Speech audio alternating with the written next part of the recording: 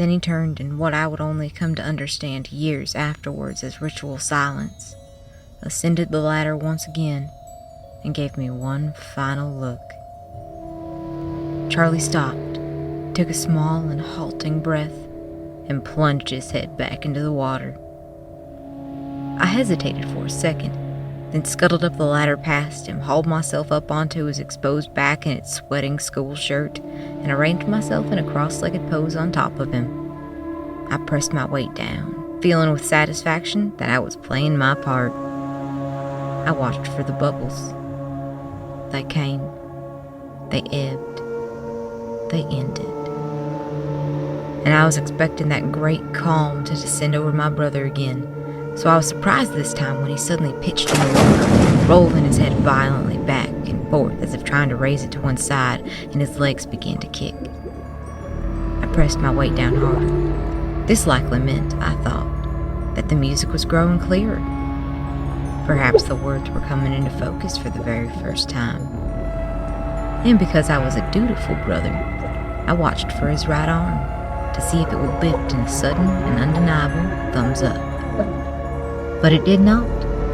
It only kept thrashing. And although Charlie rolled and rocked, I stayed pressed upon him from my perch and clung to the sides of the ladder with both hands, and I kept him down until he told me to let him up. It was a relief when the calm finally descended. I stayed sitting there upon my brother's back until the sky grew dark and the sun's glint could no longer be seen in the water's reflection.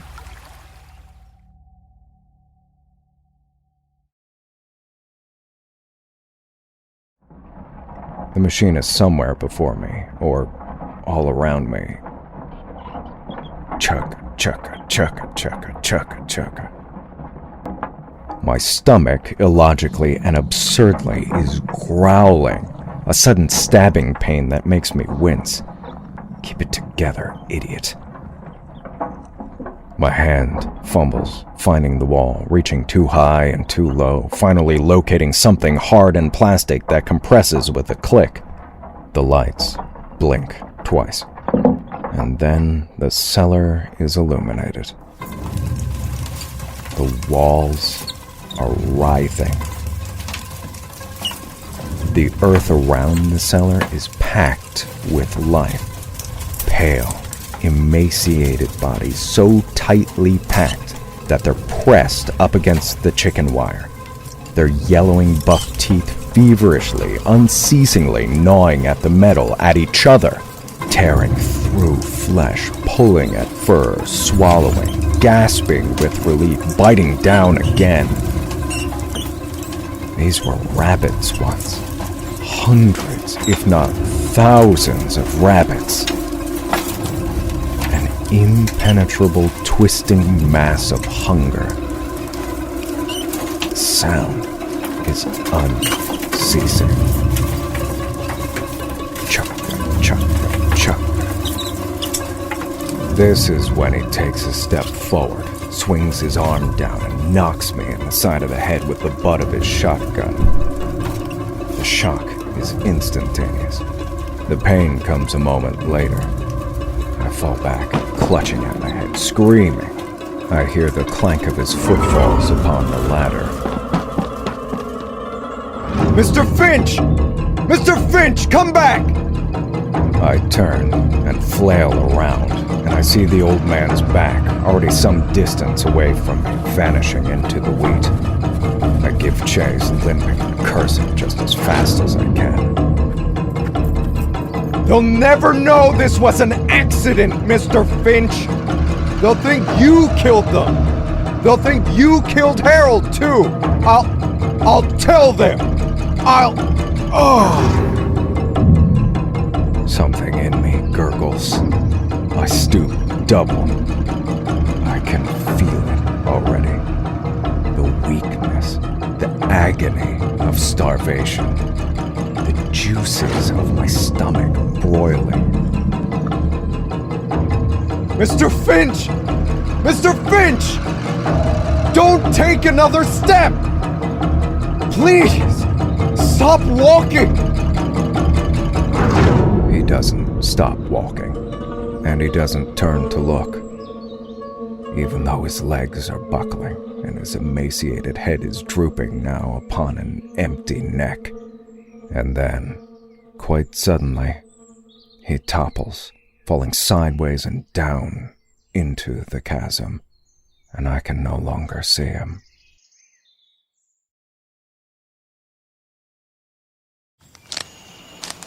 Silence returns to the woods. Time passes on. I have left my fellow hikers far behind. It's peaceful out here. This world is composed of a handful of repeating elements. The crunch of golden leaves, the craning trunks of ghostly white birch, the deepening evening sky. This is a strange place. A tenuous place. With every step I take, the woods change.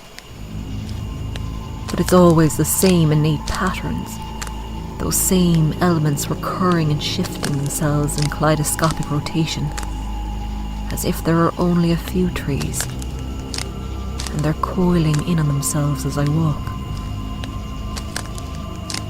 I wonder if... Oh, shit! I've nearly tripped on something. An old rusted wire snare buried in the long grass comes up in my boot. I yank it hard enough to pull the metal stakes free, and then I reach down and lift it up. The head of the snare is barbed. The wire is wound like a fisher's lure. Scraps of rough cloth or leather and a single small splinter of bone have been strung along its length. There's a little dried blood, a little hair or fur, still clinging to the rim, as if something has been caught in the snare, and then carefully removed.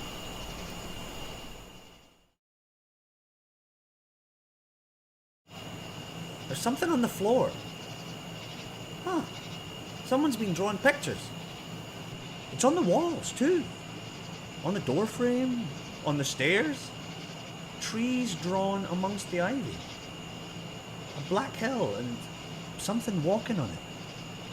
And under the hill there's something written. It says, "There's them that lead and them that chase.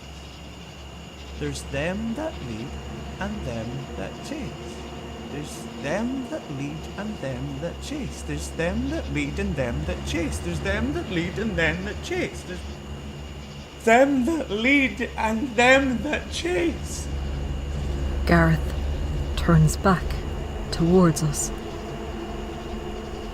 He smiles, uncertainly, and raises a hand as if to let us know that it's all right, it's quite all right. We don't need to worry about him anymore. There's a faraway expression on his face, which is hard to explain. Like he's realizing something. It's already too late. I can see that now. His eyes are rolling over white. His face is growing red, then purple, the veins across his forehead and cheeks engorging. Gareth opens his mouth as if he wants to speak to us, to explain the truth he's realizing, but nothing comes out. No sound at all.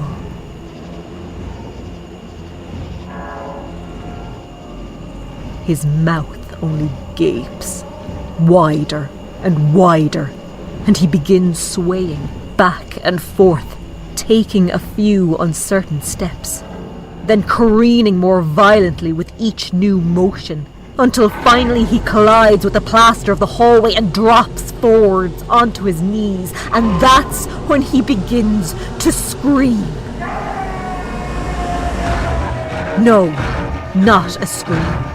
Nothing with intelligence or consciousness in it. This is the mindless bray of a thing that is faced with the agony of its own annihilation, but doesn't understand why or how to stop it. I put my arm out instinctively to block Charity from stepping forwards towards him. She's crying out his name. Something is beginning to press forwards through his face. Twisted horns slicing out through his cheeks on either side. It's a second face. An elongated, bone-white elk skull, splitting forwards through the gund of his bursting cheeks and his nose.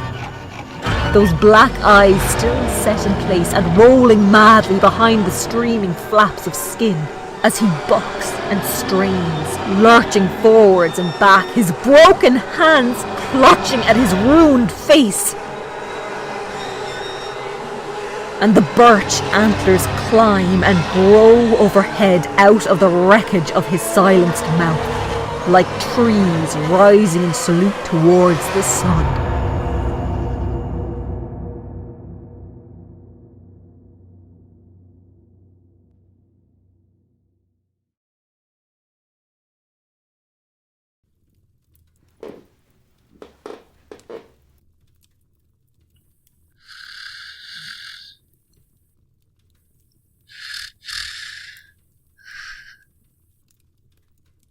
And we took her ears, yes, like Babel said, took her ears, ripped them from her head, took them like this. Hey.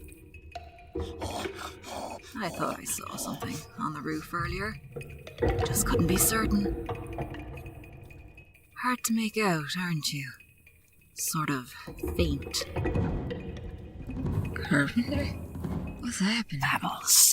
Babel says you shouldn't have woken. Angry and stupid, you shouldn't have. Babel says you're spoiling it. Just stay where you are, Faulkner. Stay very, very still. There's something sitting on your chest. Come on, get off him. You don't want him, do you? You want me? Babel says it's alright. We can close this deal. Close it together. Her ears first, then the young one, then the other one. Pile them up before the sacred phone. Mine tribute worthy of a call from Babel. Yes, that's right. Come on, follow me. Babel says no gun now, angry stupid thing. Babel says we'll take your ears first, ripe and bursting as they're plucked from the vine. Take it easy now, don't get excited. Babel says, die! Get down!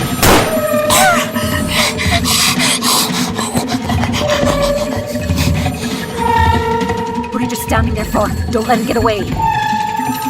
Where did it go? Look for the blood trails. There.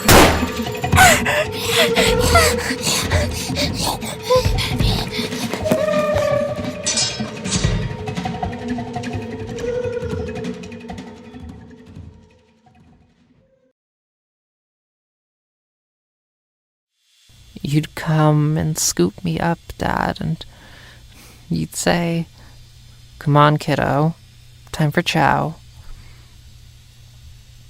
And all of your children and your adopted children from your 3 different marriages would be gathered in our kitchen to pray and eat. You're standing behind me, smiling kindly, your rough hand on my shoulder. And you silently pull the last empty chair, the chair at the end of the table, out so I can sit. I do as I'm asked. But that's when the doubt begins to creep in for me. Because you were never kind like that, were you? You didn't know how. You could never give comfort without a condition or a threat attached to it. You couldn't help any of us without pointing it out. I'm not really sitting in my kitchen, am I? This isn't really you. And as I turn to face you, I see just how true that is. There's a trash bag mannequin standing over my shoulder, leaning in towards me. Some of its clothes are human clothes. Other parts of it have been taken from the dump. Random tin cans and plastic and scrap metal assembled together into something approximating a lurching composite human figure with a leering, glistening trash bag face that opens in a yawn. Some of its teeth are human teeth. As I yell out and jump up, it collapses, a flimsy, broken thing, shattering into pieces, joining the sea of trash beneath my feet. I glance back at the dining table, which is no longer our dining table, but a splintered mass of wood and plastic. I'm not in my kitchen. I'm somewhere under the surface of the dump. This isn't a room at all, I realize as I scrabble frantically at the walls and the ceiling of my underground prison, trying to find purchase, trying to prise any piece of garbage free, to make an opening to find my way back to the surface. The walls are closing in all around me. The ceiling is closing in, driving me further down into the rot. I'm choking on the thick gas, the rotten air that's rising up from the landfill beneath my feet. This isn't a room. It's a stomach. No, I'm not going to die down here. Can you hear me, whatever you are? I said I'm not going to die down here. So you can just go fuck yourself. And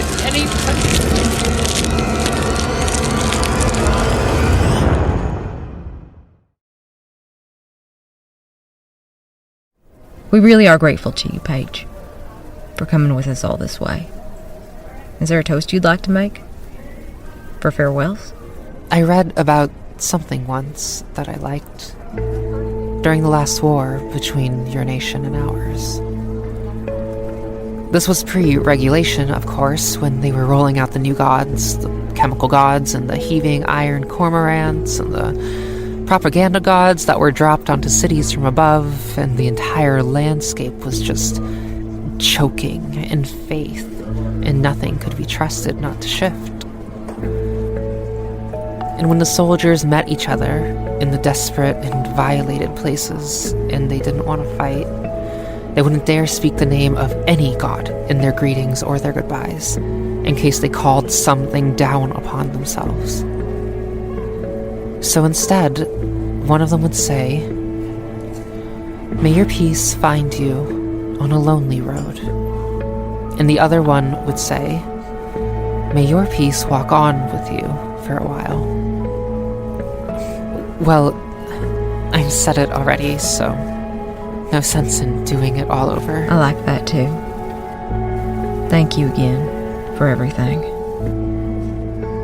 I'm sorry you've both been through so much. I really hope you can find a way forward that means no one else has to get hurt. I'll, take care of the bill. Goodbye, Carpenter. Take care, Paige.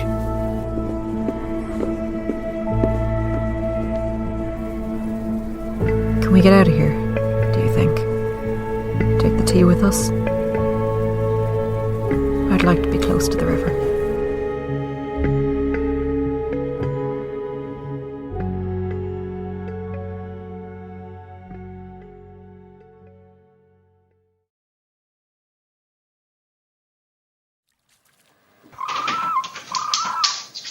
And then the heart of the town rises up from out of the mists. a great sunken park, stretching out on all sides before us. We're surrounded by people here, I realise. They stand in mid-motion, walking their dogs or pushing their prams, calcified and reshaped and eroded by a dozen tides as the water washes up around their waists.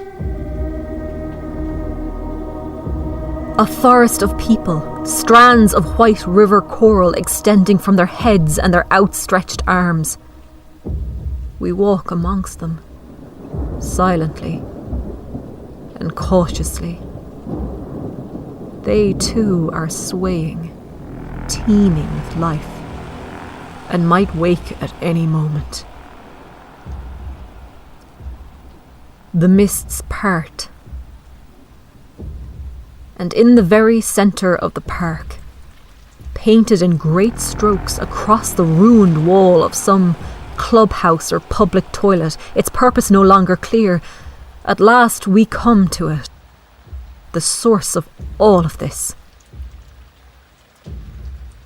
The wither mark. Beautiful, of course, because the many strokes and swirls that make up the wither mark have changed.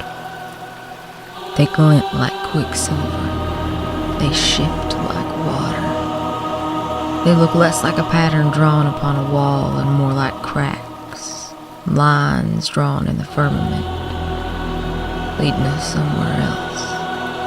And as we approach, I realize we're not alone in our worship here. Roke the painter is still standing before the wall, frozen in one final tableau. His paintbrush is extended, nearly touching the wall, as if he was on the verge of drawing it back when the tide hit. His eyes are open, and as we get close, they turn in their sockets to face us. A stream of shimmering gray barnacles have grown across his mouth, and as their many lips softly part, he whispers his final message, the same phrase, over and over. The river rises.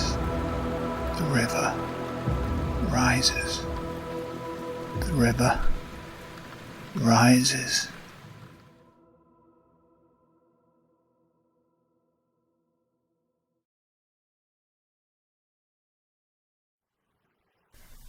I was so excited when I began. I kept looking back over my shoulder at the lights of the town, and I thought, this is gonna be easy. You've killed up close. You looked your sacrifices in the eyes, they drowned. You can do this now, without ever faltering. This isn't even people you'll be killing. It's only lights. Golden, blinking lights in the darkness, and you'll wipe them out with a single sweeping tide. And then there was a voice in my head, and it whispered, well, how many people for each light? Because you have to know, don't you, how much harm you'll be doing? You have to be able to weigh it in your hands. So I started counting. 25, 30 lights, so let's say if it's an average household of 3, perhaps there's only 80 or 90 people in this town who need to die tonight. But then you have to account for the houses that are already dark. And you can't tell how many of those there might be out there, so then the numbers just start to get out of hand. Maybe it's 100 dead. Maybe it's 200. You've got no way of knowing. How can you commit to harm if you don't know how much harm you'll be doing? I should be past this, shouldn't I? I need to be past caring if I'm gonna come to anything that matters.